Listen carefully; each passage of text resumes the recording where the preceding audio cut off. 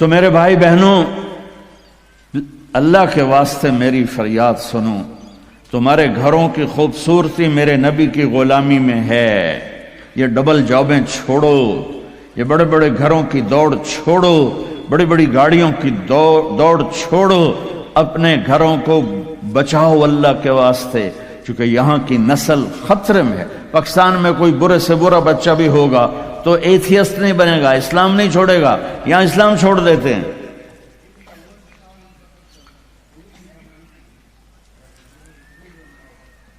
میں آپ کو اپنے گھر کی بتا رہا تھا، ایک بچہ مجھے ملنے آیا، کہنے لگا جی میں نے پورے پاکستان میں ٹاپ کیا ہے FSC میں، اور کنگ جو ٹاپ کرتے ہیں وہ کنگ ایڈورڈ میڈیکل یونیورسٹی میں جاتے ہیں۔ تو 2 دفعہ میں خودکشی کی کوشش کر چکا ہوں، پلز کھائیں، گولیاں، لیکن وہ زندگی تھی، بچ گیا۔ میں نے کہا بیٹا تو چھوٹا سا ہے، تو نے یہ خودکشی کی کیوں یہ تو نے قدم اٹھایا؟ کہا جی میرے امی اور ابو اتنا لڑتے ہیں کہ ڈسہارٹڈ ہو کر میں 2 دفعہ خودکشی کی کوشش کر چکا۔ ماں اور باپ کی لڑائی نے اتنے بریلینٹ قابل بچے کو مرنے پر مجبور کر دیا۔ کوئی بھوک نہیں تھی، سوکھے تھے، اچھے خوشحال گھرانہ تھا، لیکن خامد بھی بد زبان، بیوی بھی بد زبان، تو بچے خودکشی پہ آ گئے۔ بھائیو، اگر آپ اپنے آپ کو خوبصورت بنانا چاہتے ہو، دیکھو میں ہاتھ جوڑتا ہوں، سب دیکھو، اس زبان پہ قابو پا لو۔ یہ زبان خوبصورت ہو گئی، دل جڑ جائیں۔ بہ گئی امام فتوی نہ ٹھوک دو۔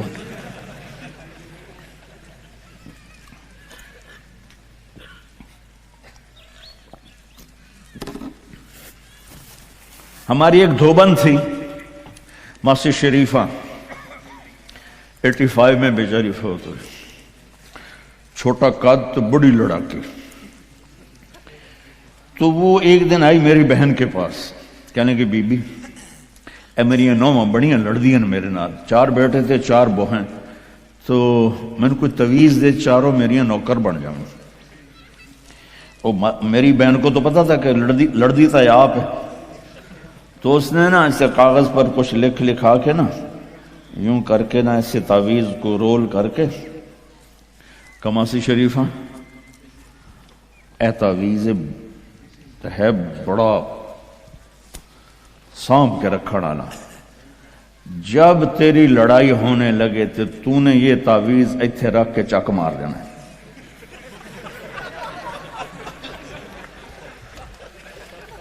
میری بہن نے کیا طریقہ استعمال کیا، ماسی شریفہ کو چپ کروایا۔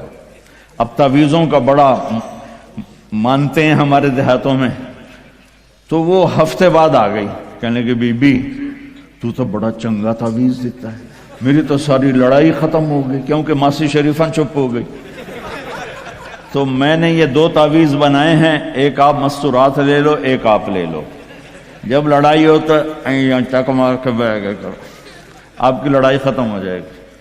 ہائے ہائے، ارے میرے بھائی، قربان جاؤں اہل بیت کے اخلاق پر۔ امام زین العابدین کو گالی دینا نبی کو گالی دینا ہے۔ حضرت حسین جن سے نسل چلی، ان کو ایک آدمی نے گالیاں دی ننگی، وہ یوں منہ کر کے بیٹھ گئے۔ ہائے ہائے ہائے ہائے، اس نے سمجھا کہ ان کو پتہ نہیں میں ان کو گالیاں دے رہا ہوں، تو وہ ادھر سے اٹھ کے سامنے آ کر کہنے لگا ایاک آنی، اور میں تینوں گالا کر رہے ہیں۔ آپ نے فرمایا وعن کا اغوی، اور میں بھی تجھے ہی معاف کر رہا۔ تو ایک دم قدموں میں گر کے پاؤں چومنے لگا کہ بے شک آل رسول کے اخلاق ایسے ہی ہوتے ہیں۔ میرے بھائیوں، اپنے گھروں کو اپنے نبی والی زندگی پہ لاؤ۔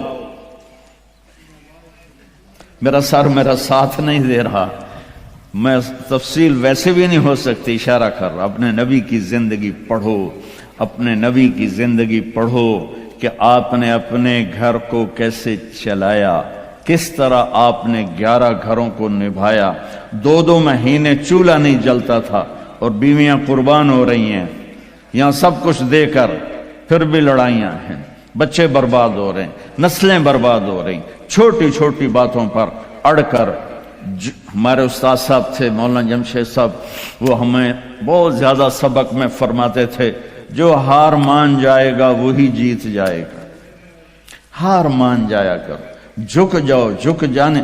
میرے نبی نے فرمایا جو جھک گیا اور معاف کر گیا، میں گارنٹر ہوں اگر اس کی عزت کم ہو تو مجھ سے آ کے لے لے، جو معاف کرے گا اللہ اس کی عزت بڑھا دے گا، جو بدلہ لینے پہ آئے گا پورے گھر کو توڑ کے رکھ دے گا۔ یہ چند روزہ زندگی ہے، میرے نبی کی 2 سنتیں لے لو، ایک زبان پہ قابو، یہ اس زبان پہ قابو پا لو، اس زبان پہ قابو پا لو، اس زبان پہ قابو پا لو، تو آپ کے گھروں کے 90% مسائل ختم ہو جائیں گے۔ اور دل کو سب سے صاف رکھو، اور اپنے ایک دوسرے کا ہاتھ بٹھاؤ، اپنے بچوں کو اپنی دولت سمجھو، ان کو یہاں اچھا مسلمان بنا کے چھوڑو۔ اب یہ نسل یہاں رہنے والی ہے، واپس نہیں جائے گی، نہ تم جاؤ گے نہ تمہاری نسلیں جائیں گی۔ ایک پٹھان کوئی بیٹھا ہو تو پہلے معافی مانگتا ہوں، تو ایک پٹھان کا خرگوش گم ہو گیا، تو لوگوں نے افسوس کیا کہ خان جی آپ کا تو خرگوش گم ہو گیا، تو وہ کہنے لگا ارے بھائی غم نہ کرو، ہم نے اس کو نسوار کھلایا ہوا ہے، جب نشہ ٹوٹے گا ہمارے پاس ہی آئے گا۔ تو تمہیں آسٹریلیا کی نسوار لگی ہے، تم پاکستان واپس جاؤ گے؟ نہیں جاؤ گے، ادھر ہی رہو گے۔ لہذا یہاں اس طرح زندگی سیکھو کہ آپ کی نسلیں اسلام پہ باقی رہیں۔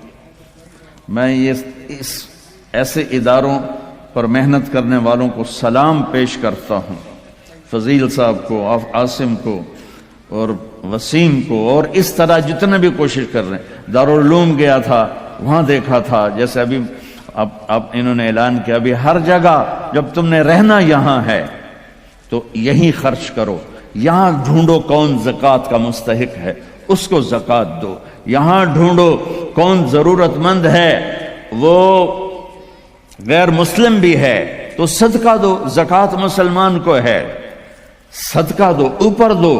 زکوٰۃ دینے سے آدمی سخی نہیں بنتا اور بخیل بھی نہیں رہتا۔ رات بھی ان کے اسکول آیا تھا تو یہ میں نے ایک قصہ سنایا تھا کہ زکوٰۃ دینے والا ایک ہوتا ہے نا مرد، ایک ہوتی ہے عورت، یہ درمیان والا کون ہوتا ہے؟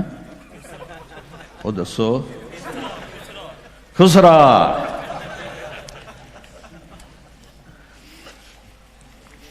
تو زکوٰۃ دینے والے جو ہوتے ہیں نا وہ بخل سے نکل آتے ہیں، سخاوت میں جاتے نہیں تو وچکارلے بڑھ جاتے ہیں۔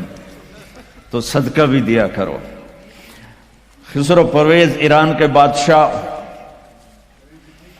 کے پاس ایک آدمی مچھلی لایا، اس کو بڑی پسند آئی تو اس نے شاہی جوش میں کہا 4000 درہم دے دو۔ بہت بڑی دولت تھی، جسے $4000 سمجھو ایک مچھلی۔ تو اس کی بیگم نے اس کے کان میں کہا یہ کیا کیا ہے؟ دربار تھا کہ 4000 تم ایک مچھلی پہ دے رہے ہو تو خزانہ خالی ہو جائے گا، واپس لو اس سے پیسے اور مچھلی واپس کرو۔ انہوں نے کہا میں بادشاہ ہو کر پیسے کیسے واپس لوں، یہ تو ہو ہی نہیں سکتا۔ انہوں نے کہا میں بتاتی ہوں، تم اس کو بلا کے پوچھو بھائی یہ مچھلی کیا ہے، نر ہے یا مادہ؟ وہ کہے گا نر ہے، تم کہنا ہمیں مادہ چاہیے تھی، یہ تمہاری مچھلی ہمارے پیسے دو۔ اگر وہ کہے یہ مادہ ہے تو تم کہنا بھی ہمیں نر چاہیے تھا، یہ تمہاری مچھلی ہمیں پیسے دو۔ ہاں ہاں ہاں، کب ہے اس کو بلاؤ بلاؤ بلاؤ بلاؤ۔ وہ باہر نکل گیا تھا، اس کو بلا لی۔ او بھائی یہ مچھلی نر ہے یا مادہ؟ وہ کوئی پیو دا پوتر اسے کہ صحیح ہے ہی جڑا ہے، یہ نہ نر ہے نہ مادہ۔ انہوں نے کہا 4000 اور دے دو۔ تو میرے بھائیو، آسٹریلیا اگر آپ کے پاس پاسپورٹ ہے تو یہ آپ کا ملک ہے، یہ آپ کا دیش ہے۔ میں آپ کے سامنے ہاتھ جوڑتا ہوں، اسلام پہ حرف نہ آنے دو، جھوٹ نہ بولو، دھوکہ نہ دو، فراڈ نہ کرو۔ یہاں کی لڑکیوں سے اس لیے شادی نہ کرو کہ کاغذات بنانے ہیں، یہ دھوکہ ہوگا، فراڈ ہوگا۔ اور میرے نبی کا فرمان ہے میرا امتی ہر گناہ کر سکتا ہے، دو کبھی نہیں کرے گا، ایک جھوٹ کبھی نہیں بولے گا اور ایک دھوکہ کبھی نہیں دے گا۔ آپ میں جو تاجر بیٹھے ہوئے ہیں ٹیکس نہ بچاؤ، جو جابین ہیں ان کا ٹیکس تو اپنے آپ کٹ جاتا ہے، لیکن یہ جو تاجر ہیں یہ ہیرا پھیری کر کے ٹیکس بچاتے ہیں۔ تو میں آپ کے سامنے ہاتھ جوڑتا ہوں، سچائی پر پیسہ قربان کر دو، پیسے پر سچائی کو قربان نہ کر دو۔ اگر تمہارا کمائی 1 لاکھ ہے تو 1 لاکھ شو کرو، اور اس کو جتنا ٹیکس بنتا ہے ادا کرو، اللہ تمہیں پتہ نہیں کہاں کہاں سے دے گا۔ دیکھو یہ لوگ آپ پہ لگاتے ہیں، آپ پر خرچ کرتے ہیں، آپ کا ہر سہولت کا خیال کرتے ہیں۔ آپ اسلامی ملکوں میں 50 سال بھی گزار دو تو آپ کو پاسپورٹ نہیں دیتے، آپ 4 سال گزارتے ہو آپ کو پاسپورٹ دیتے ہیں، آپ کو برابر حقوق دیتے ہیں۔ آپ ان کو دھوکہ دو، کسی کو بھی دھوکہ دینا حرام ہے، اور جو اتنے خیر خواہ ہوں ان کو آپ دھوکہ دیں اور ٹیکس بچائیں، کیا کرو؟ شادی پہ لٹا دیتے ہیں، شرابوں پہ لٹا دیتے ہیں۔ رزق حلال، شرابیں نہ بیچو، رزق حلال کماؤ، اللہ سے مانگو کہ اللہ میں توبہ کرتا ہوں میرے لیے راستہ نکال، اور پھر اس کی کوشش کرو اللہ راستہ دے دے۔ آپ ان کے ساتھ وہ انگریزوں کے دور میں نا دلی میں ایک وہ پک پاکٹ والا تھا جیب کترا، تو اس کا چیلا شام کو 2 روپے لے کر آیا، تو اس نے اس کو تھپڑ مارا کہ صرف 2 روپے سارے دن میں؟ انہوں نے کہا استاد جی آج ایک بڑا مال چرایا تھا، ایک انگریز کی جیب کاٹی تھی، لیکن 4 قدم چلا تو مجھے خیال آیا سبحان اللہ کہ اگر قیامت کے دن عیسیٰ علیہ السلام نے میرے نبی کو گلہ دے دیا کہ آپ کے امتی نے میرے امتی کی جیب کاٹی تھی تو میرے نبی کو شرمندہ ہونا پڑے گا، تو میں نے وہ پیسے اس کو واپس کر دیے، اور یہ 2 روپے اپنے دے کپے تو اس نے خوش ہو کر اس کو 10 روپے انعام دیا۔ تو بھائیو دیکھو کل قیامت کے دن اپنے نبی کو شرمندہ ہونے نہ دینا کہ دھوکہ فراڈ۔ نوجوان شادیاں کرتے ہیں کہ پیپر بن جائیں، ریئل شادی کرو ٹھیک ہے، لیکن پیپر بنانے کے لیے اللہ کے واسطے ایسا دھوکہ۔